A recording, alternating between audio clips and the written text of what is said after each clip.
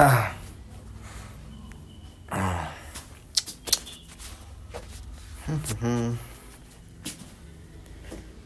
if looking at world positively is not the correct way to live?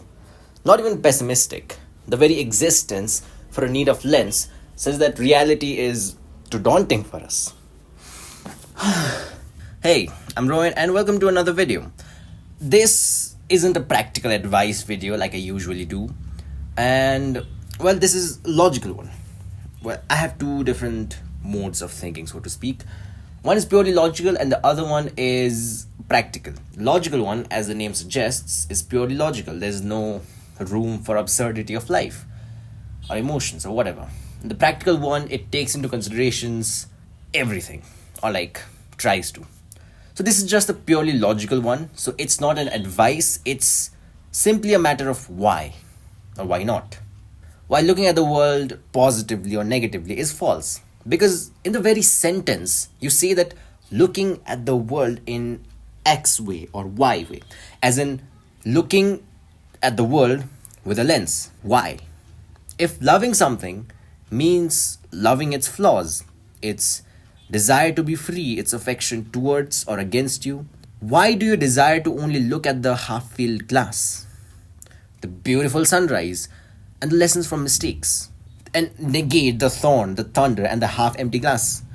So first, let's discuss what's the actual problem with looking at world positively or negatively or whatever.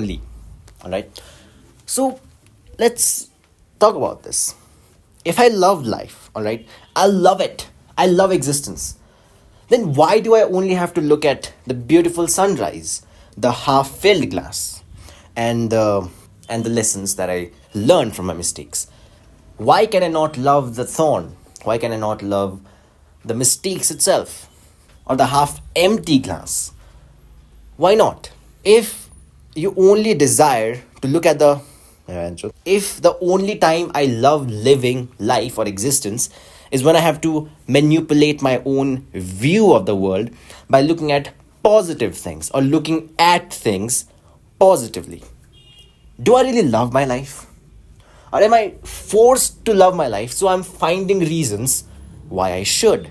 This feels like something known as dogma, bandwagon. Maybe.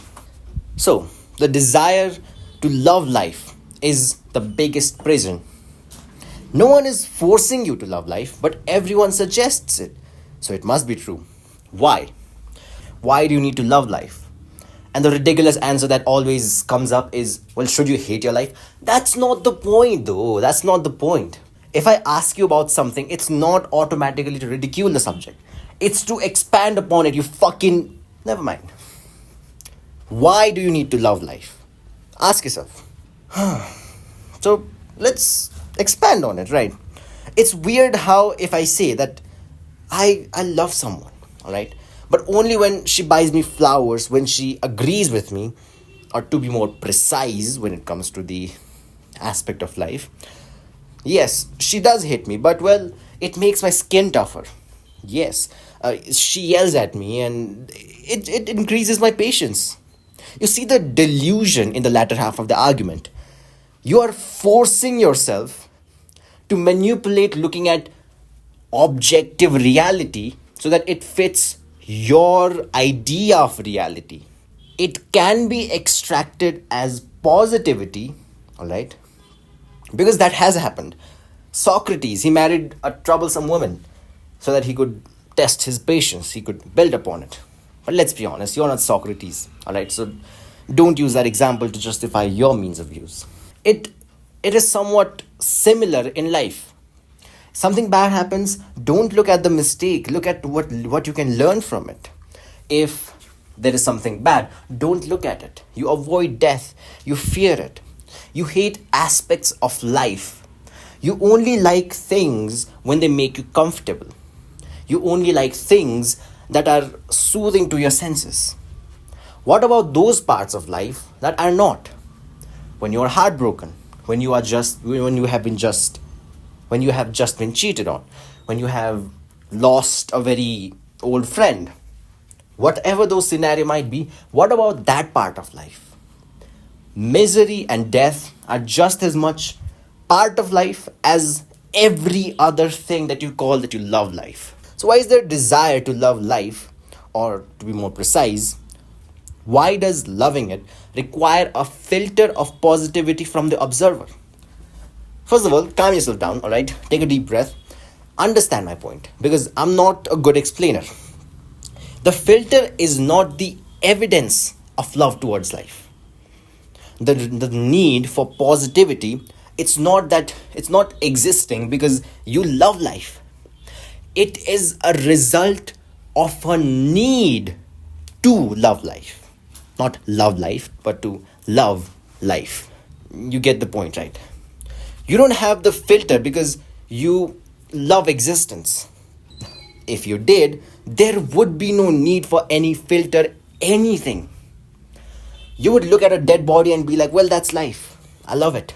You look at your misery and be like, well, that's life. I love it. You look at happy moments and you're like, yeah, that's life. I love it. But you don't. If you love the mountains for its beauty, why not also love the crowd spaces? Is a crowd space not just a part of life as the mountain? If you love to love, why despise the same life when you are heartbroken? It's not. I'm not saying. Okay, this is an important part. I'm not saying don't be sad. Absolutely not. Be whatever, but realize that you have the freedom to be whatever. Enjoy the vividness of pain, and better yet, realize that you can. Right? Everything does not have to go by certain standards that someone automatically set. You can choose. You can decide. You have the freedom to do so. And at the same time, realize the prejudices that you have already had because of maybe it is just widely accepted. Maybe it's just so engraved that you don't even see it. Next time you see someone in pain, feel their pain. Look at it and say that this is life. Death is just as much life as birth is.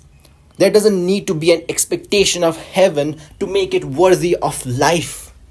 Death never complained about our absurdity, our hatred towards it, because it does not care. It never cared. It's our consciousness that desires comfort, beauty, not the universe. Recognize it. Well, but you know what?